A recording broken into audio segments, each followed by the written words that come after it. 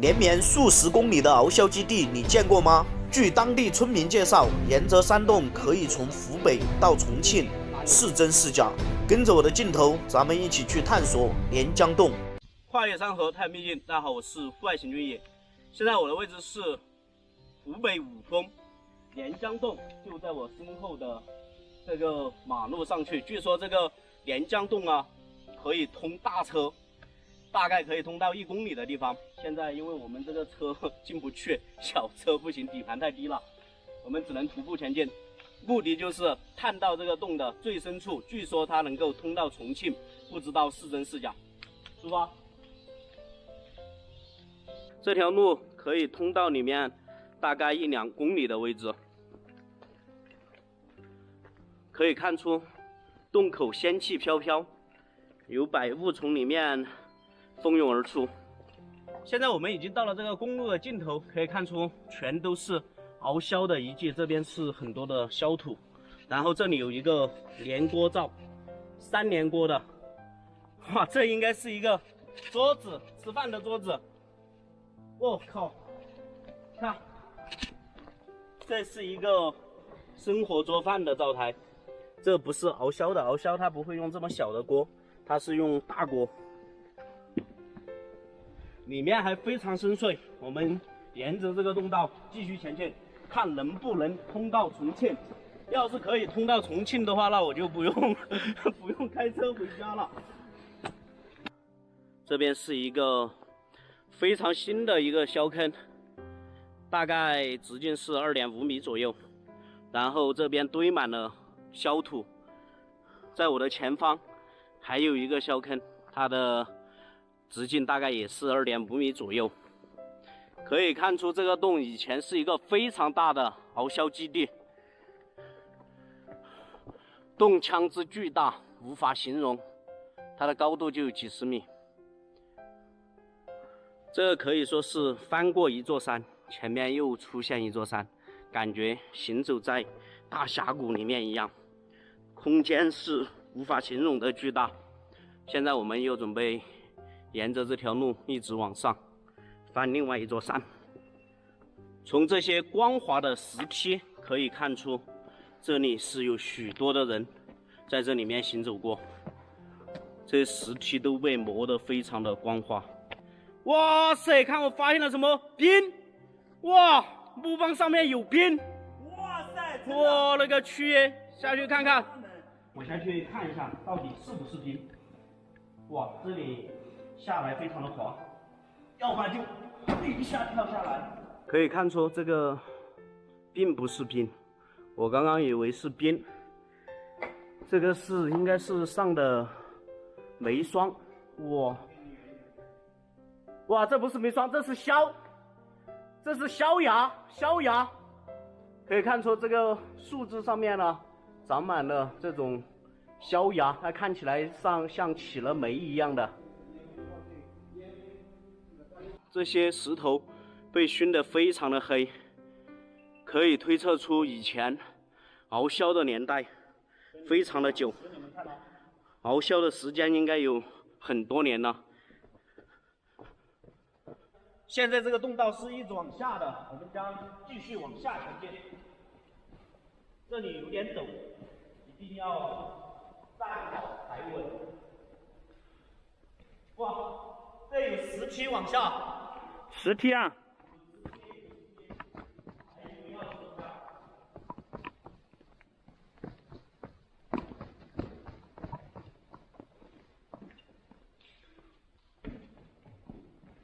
这洞道好宽呐！这是山中有洞，洞中有山，一上一下，起伏连绵。哎，这个洞确实是一个超级溶洞。咱们继续盘它。我们在这里又发现了水晶，闪闪发光，像钻石一样。特别漂亮，差点闪瞎了我的小眼。每一个这样的鸮坑旁边都有一个3连灶，我估计前面还有更多的鸮坑群。我们继续前进。这个洞腔非常的大，洞道啊非常的深邃。我们现在已经大概走了几公里吧。据说这个洞很远很远很远，没有人看到过头。这个钟乳石上面感觉像刻满了天书蝌蚪纹，在这个钟乳石的下方啊，有一个神坛，里面明显有香，还有很多的香灰。咱们将继续沿着这个洞道前进。这里的洞道变得狭窄了，不知道它究竟通向何方。哇，那个去哦！可以看出又要往上了，这真的是一下一上，连绵起伏，走也走不完了。我们带了很多电池进来，现在第2次换电池。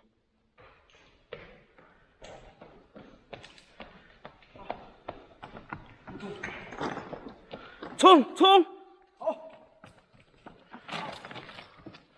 冲啊！冲啊！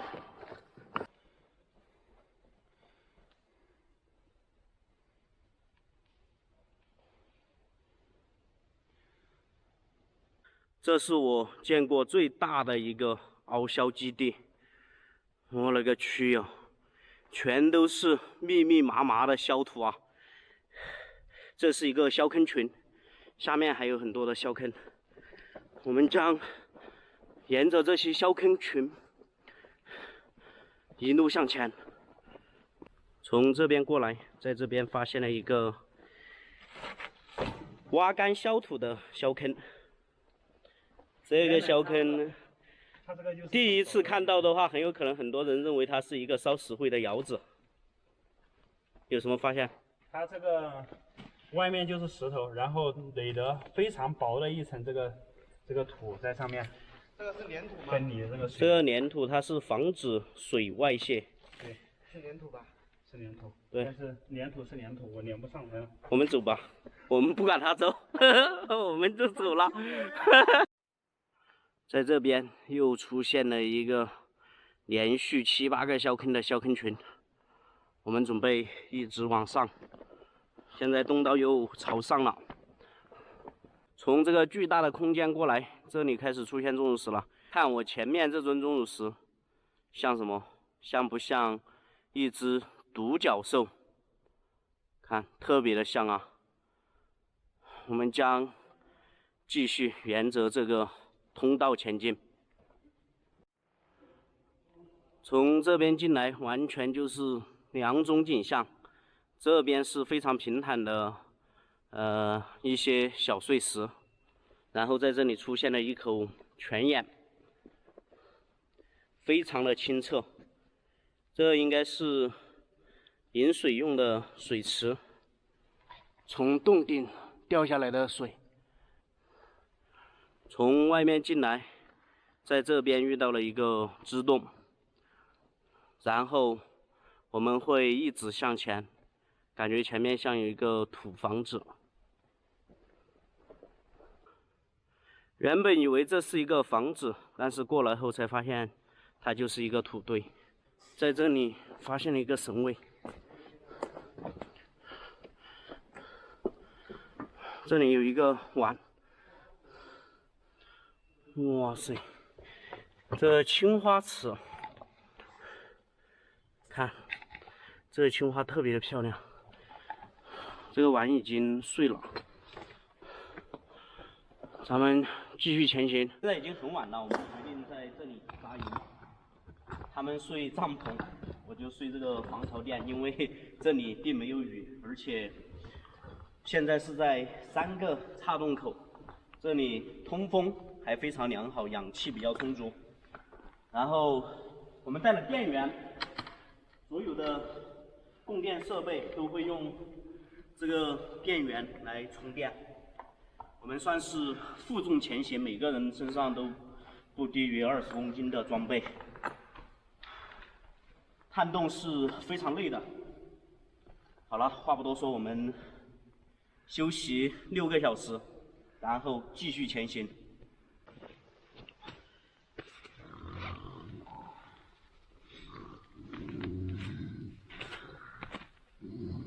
实在是睡不着了，被他们鼾声吵醒了。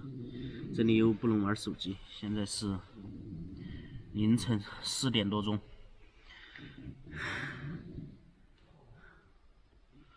叫他们起床，起床了，准备出发。很早啊。还早吗？现在不早了。什么情况？才4点多。起来了，起来了。我还没睡好。哎呦，我勒个去啊！我看我们有没有改变方向。嘿，还是这个3岔路口啊。主动道应该在这边，我们等一下会沿着主动道前进。现在准备出发，垃圾这些全部都收好了，放在帐篷里面。这个水好冰呐、这里只有几度的温度，冰箱里。昨天晚上我冷得发抖。好了，这些装备我们就不收了，回来的时候再收。然后轻装上阵，继续前行。现在精力非常充沛，前面又是一道陡坡，冲啊！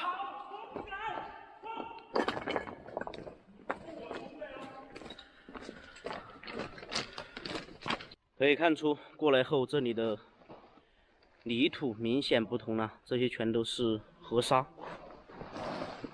不知道为什么在这种洞中会出现这么多的河沙。在这边有一个下去的洞道，然后这边也有2个洞道。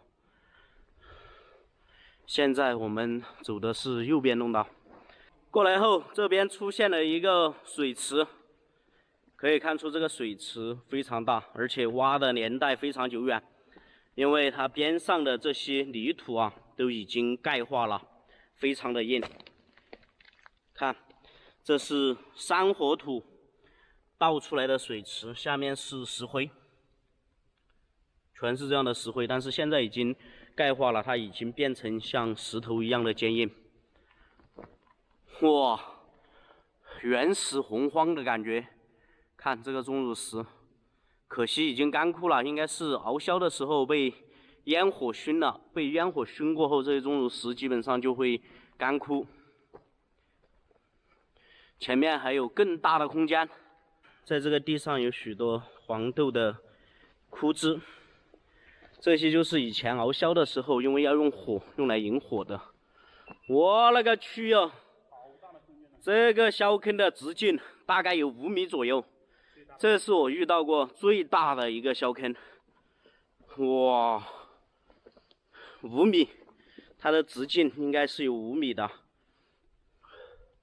不知道前面还能发现什么。咱们继续前进，前面还有小土层。这个洞太深了，难道它真的通向重庆吗？这边有古人垒砌的这种石堆，垒得非常的方正，然后这边是密密麻麻的小土层，堆积如山的小土。这里在以前不知道有多少人在这里面熬烧。看，震撼吧，震撼吧！全是小土，一望无边。在这里面还发现了，这应该是5口锅的粘锅灶，这是进来后发现最大的一个粘锅灶。在这里面还能生火，证明这里面的氧气非常的充足。这边又是一个粘锅灶。看，全是粘锅灶，哇！可以看出这些钟乳石被熏得黢黑的。这2颗石笋就像拔地而起的神树一样，这下面全是这样的石头。这些石头呢，应该都是取削土的时候挖出来的，从这上面挖出来的。看，这上面明显是一层石头，一层泥土，然后下面又是泥土，这应该是各个时期的泥土，它的泥土层的颜色各不相同。可以看出过来后，这里是一个超级巨大的空间。我站在这里就像一只蚂蚁一样的渺小，这边全都是这样的小土层，这里还有古人垒砌的这个石头，这应该是以前背小土的时候可以放背篓在这上面休息一下。继续前进，冲啊！可以看出这些小土全都是从这些钙化过后的这些石头下面挖出来的。看这些石头，全都是石头碎片。这边还是小土，这个土层也明显有分层。这个应该是过滤过的。这过滤过的，但是你看它明显是各个时期不同的土层，看到了吗？对，它颜色都不一样。我分析啊，我有一种大胆的假设，它这个下面是民国时期的，但是后面的人呢，他就没有搞削坑，他是用了他原来的削坑，继续把土往上面加，然后上面再掺水。这明显是一个倒了垮塌的削坑噻。对，这外面就是这个削坑本来是圆的嘛，这外面是垮塌下来的。走吧。过来后明显看不到有熬削的痕迹了，但是里面肯定还有熬削的遗迹，因为这个路被很多人走过，已经走出来了一条大路了。这里非常的平坦，我感觉这里应该是当时他们挖削的人的大本营。我也觉得可能这里是大本营。非常的平整。你分析的没错，这里有很多草木灰，对吧？这里绝对是一条大火堆，这都是草木灰。但是在这个洞里面，它不可能生很大的火堆，因为烟。哇，这个不是草木灰，日积月累的。这个好像变成石灰了。这有点像。这个感觉像石膏加泥土混合在一起的灰。对，这里有。哇，这才是草木灰。但是它不会生很大的火。这以前用的是碳，看到了吗？这种烧炭也很危险呐。烧炭一样的话，哇，看前面，这好大一坨，这个像什么？奥尼给啊！但是这个下面也被挖掘过，这种是整个的钟乳石，它是挖不到泥土的。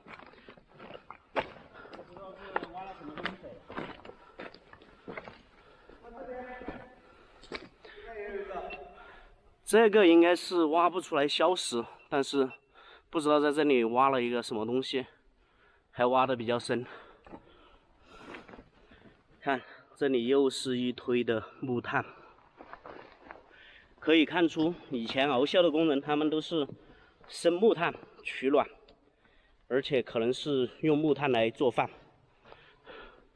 也有可能是用木炭来熬削，因为木炭背进来比较轻松，而且它耐烧。在这边出现了一面英雄墙，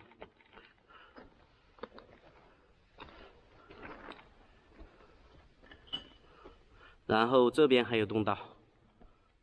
从这面英雄墙过来，这边是一口水井，这边已经没有熬削的遗迹了。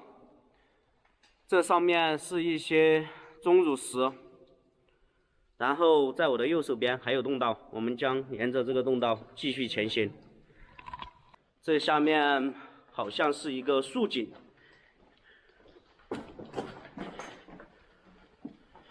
这里难道真的可以通重庆吗？从这边洞道过来，在下方是一个竖井，有多高？扔个石头下去试一下。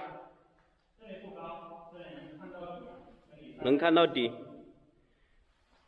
现在我们准备布绳下这个竖井。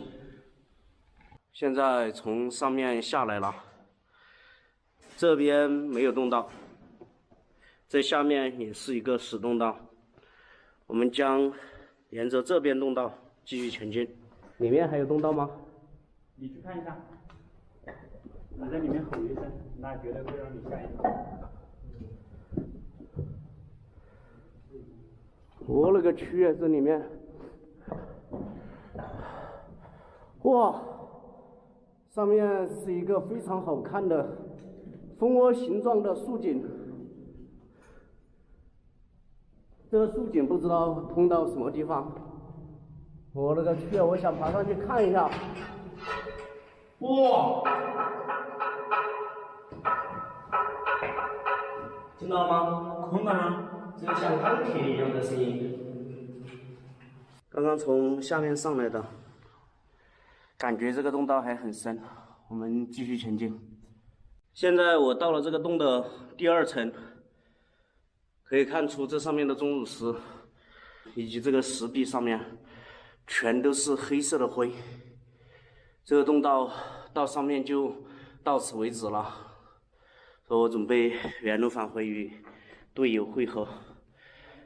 连江洞其实就是一个巨大的鳌鸮基地，这是我见过最大的一个鳌鸮的山洞。这里并没有通到重庆，我甚至刚刚爬到了这里的一半，看了上面也是一个石洞道。本期视频呢，我们就拍到这里了，感谢大家观看，咱们下期视频再见，拜拜。